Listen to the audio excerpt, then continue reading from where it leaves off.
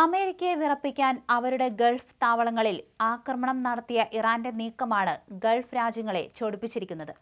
യുദ്ധം സംഘർഷഭരിതമായി തുടർന്നാൽ അത് നിശ്ചയമായും UK മലയാളികളെയും എതിരായി ബാധിക്കും എന്ന് ഉറപ്പാണ്.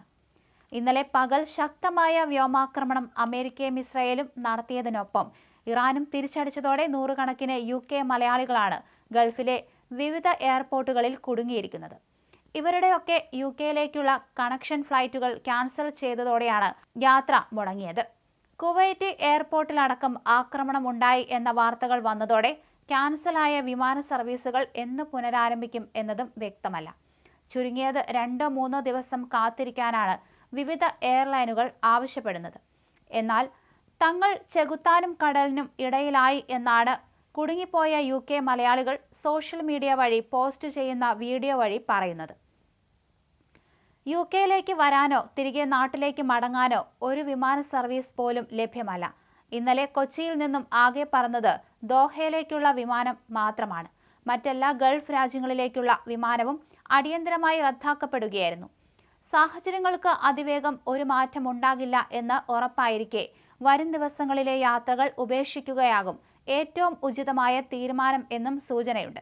UK മലയാളികൾക്ക് നാട്ടിലെത്താനുള്ള വ്യോമപാത ഇറാന് മുകളിലൂടെ ആണ് എന്നതും നല്ല ശതമാനം UK മലയാളികളും ആശ്രയിക്കുന്നത് ഗൾഫ് വിമാനങ്ങളെ ആണെന്നതുമാണ് ഈ സംഘർഷ സാഹചര്യം ഇപ്പോൾ UK മലയാളികളുടെയും ആശങ്കയായി മാറിയിരിക്കുന്നത്. സംഘർഷം മുൻകൂട്ടി കണ്ട് വിമാനങ്ങൾ ഏറെ നാളായി ഇറാൻ ഒഴിവാക്കിയാണ് യാത്രയെങ്കിലും ഇതിന്റെ പ്രത്യാഘാതം ടിക്കറ്റ് നിരക്കിൽ നിലവിൽ സംഭവിച്ചിട്ടില്ല. എന്നാൽ കൂടുതൽ ദൂരം യാത്ര ചെയ്യേണ്ടി വരുന്ന പുതിയ വ്യോമയാന പാതയുടെ പേരിൽ വരും ദിവസങ്ങളിൽ ടിക്കറ്റ് നിരക്ക് ഉയർത്താൻ വിമാന കമ്പനികൾ നിർബന്ധിതമാകും. ഇതിലൂടെ ഒരു കുടുംബത്തിന് ഒന്നിച്ച് യാത്ര ചെയ്യുമ്പോൾ 200 പൗണ്ട് വരെ അധികമായി നൽകേണ്ടി വന്നാലും അതിശയിക്കേണ്ടതില്ല. എന്നാൽ ഇതിനേക്കാൾ ഭയപ്പെടേണ്ടത് ഗൾഫ് വിമാനങ്ങൾ പറക്കാതിരിക്കുന്ന സാഹചര്യമാണ്. ഇന്നലെ കുവൈറ്റ് എയർപോർട്ടിൽ ആക്രമണം ഉണ്ടായി എന്ന വാർത്ത വന്നതോടെ ഗൾഫ് രാജ്യങ്ങളിലെ എയർപോർട്ടുകൾ എന്നാകും യാത്രയ്ക്ക് പൂർണ്ണ തോതിൽ സജ്ജമാകുക എന്ന കാര്യത്തിലും ആശങ്ക ഉയരുകയാണ്. ഇതോടെ UK മലയാളികൾക്ക് നാട്ടിലെത്താൻ എയർ ഇന്ത്യ, ഇൻഡിഗോയും ബ്രിട്ടീഷ് എയർവേസ്, വിർജിൻ അറ്റ്ലാന്റിക്സ് തുടങ്ങി വിരലിൽ എണ്ണാവുന്ന വിധം വിമാനങ്ങളായി ചുരുങ്ങും.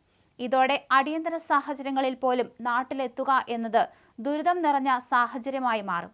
മാത്രമല്ല, ടിക്കറ്റ് ലഭിക്കാൻ യാത്രക്കാർ ഇടിച്ചിടിച്ചു നിൽക്കുമ്പോൾ വിമാന കമ്പനികളും നിരക്കുകൾ കുത്തനെ ഉയർത്തും എന്ന് വ്യക്തമാണ്.